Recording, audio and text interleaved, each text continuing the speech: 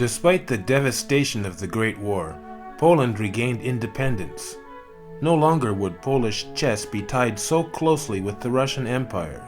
Rubinstein's return to international competition, however, proved less than auspicious. At Berlin, he ran into a tricky new gambit in his game against Milan Vidmar. Breyer had come up with the Budapest gambit as a weapon against pawn to d4. István Abonyi showed the move to Vidmar. Rubinstein was mystified. Against the gambit, he scored only a half point out of 3 games, finishing last. A year later, Rubinstein moved to Sweden with his new wife, just ahead of the Bolshevik invasion of Poland. Nobody expected Poland to withstand the Russian juggernaut, but Poland retained independence and won the war.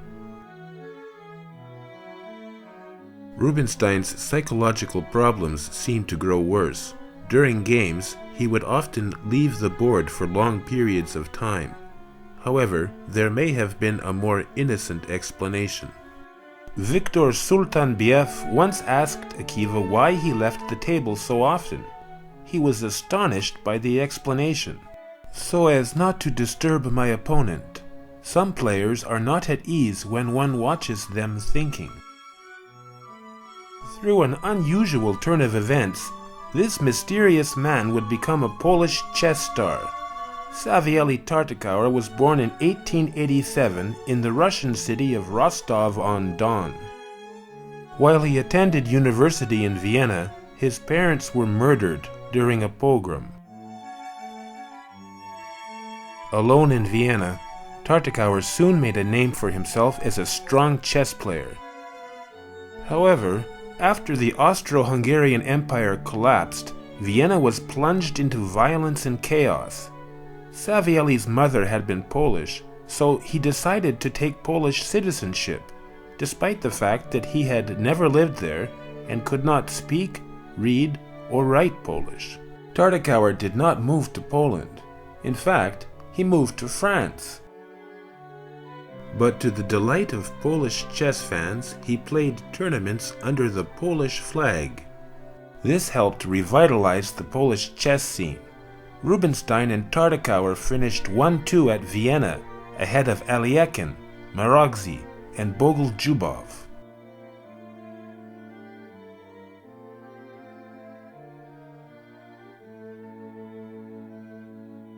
Later that year, Tartakower played his immortal game in the beautiful village of Teplitz-Schonau.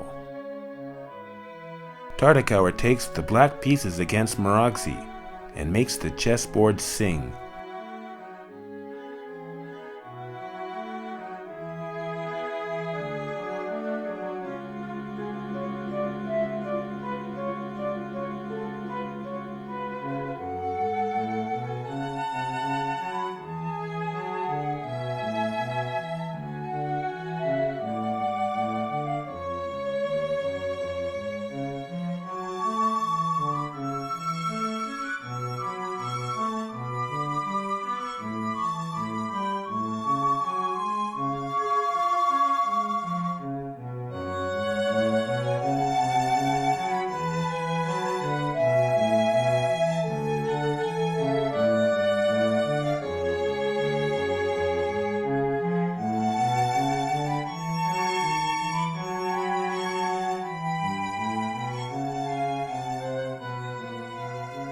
Tartakower got the 3rd Brilliancy Prize.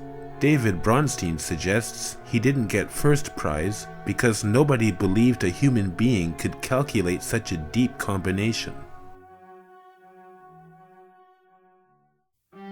Dawid Przepiórka also became an important figure in Polish chess history. Born into a wealthy Warsaw family in 1880, he drew a steady income from a restaurant and apartment block in the fashionable Ależ Jerozolimski street. He was a chess prodigy, astounding his family by beating Polish master Jan Tabenhaus when he was only 12. He became famous as Poland's premier composer of chess problems. White to play and mate in 2.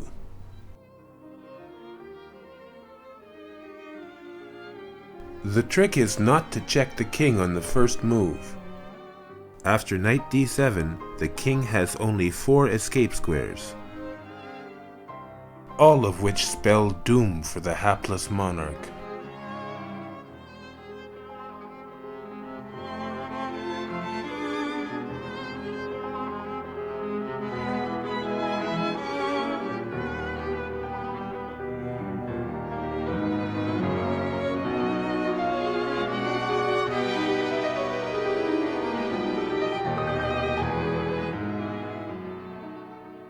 Przepiórka's best friend was fellow puzzle composer Martin Wrobel.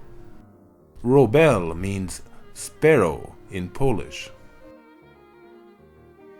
Przepiórka, on the other hand, means ptarmigan. Przepiórka mercilessly teased his friend, explaining that only the majestic ptarmigan was prized by bird hunters. In 1926, Przepiórka helped create the Polish Chess Federation. That same year, he became Poland's first official chess champion. In the 1928 Olympics, Przepiórka finished second to Uwe in the Amateur World Championship. Przepiórka watches intently as Uwe plays Madison. Though Przepiórka finished second to Uwe, he won their individual game with the black pieces. In a defensive masterpiece, Przepiórka pulls a rabbit out of a hat and defeats the future world champion.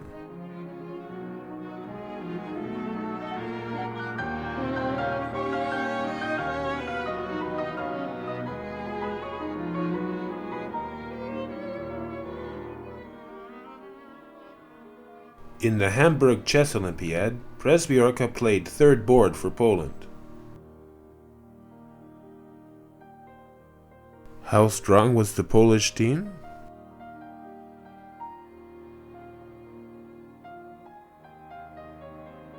Too strong. Poland won the gold medal, proving they were the world's premier chess nation.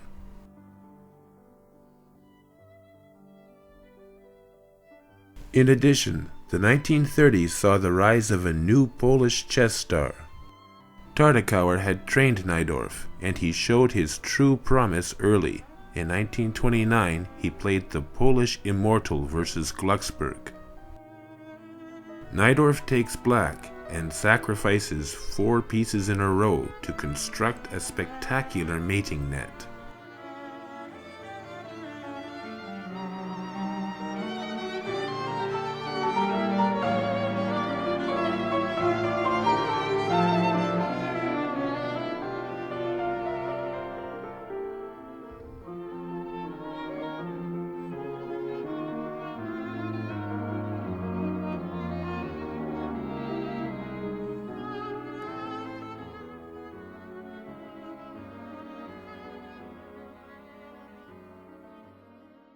Poland added to its prestige by hosting the 1935 Chess Olympiad.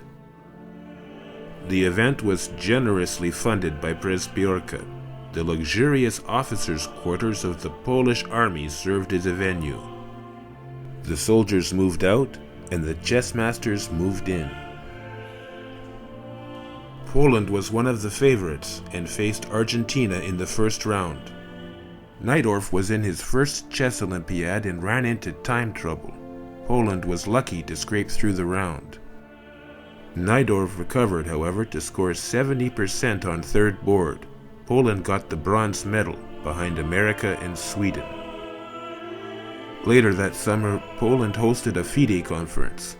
Top on the agenda was whether to sanction a German Olympic event. The German Chess Federation promised not to ban Jews. FIDE would not grant official permission, but member nations could choose whether to play or not. And so it was. The 1936 German Chess Olympiad opened as planned. Hungary and Poland finished 1-2. The top 4 boards of each team were comprised of Jewish masters. Not a single Jew played for the German team. At Munich, Germany introduced a chess variant called Taktik, intended to make chess more like real combat. Soon Germany introduced an even more realistic chess variant, Blitzkrieg.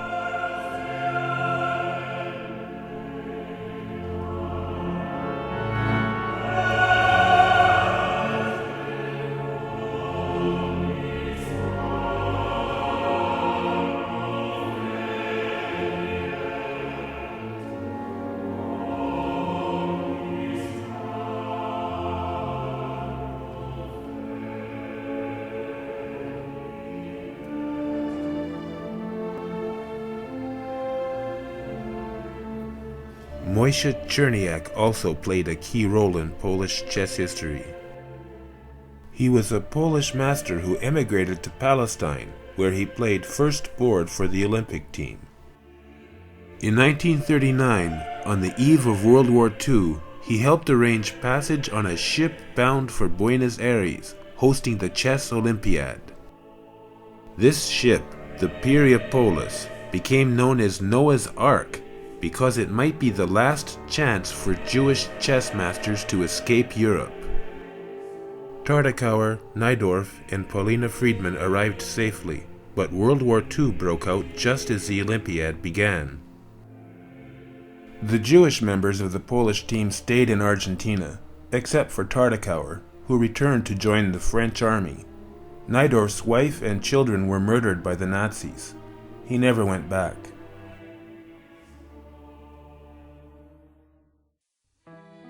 In the summer of 1940, the Nazis had not yet created the Warsaw Ghetto.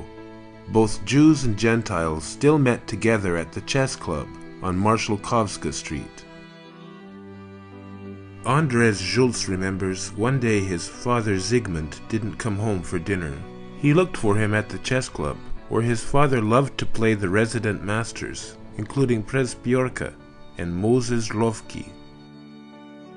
But today the club was empty. The Gestapo had rounded up all the chess players and taken them to prison. Andrzej was delighted when his father returned home. He explained they'd been treated well by the Polish police. They'd even been given chessboards. In prison, Przepiórka had taught a chess lesson. If white moves, he wins. If black moves, he draws. Przepiórka, Lowki, and a dozen other Jewish chess players were exterminated, murdered at Pawiak prison. Or perhaps shot in Palmieri forest. In the last year of the Lodz Ghetto, chess masters Dawid Daniaszewski and Salomon Shapiro found time for a final game.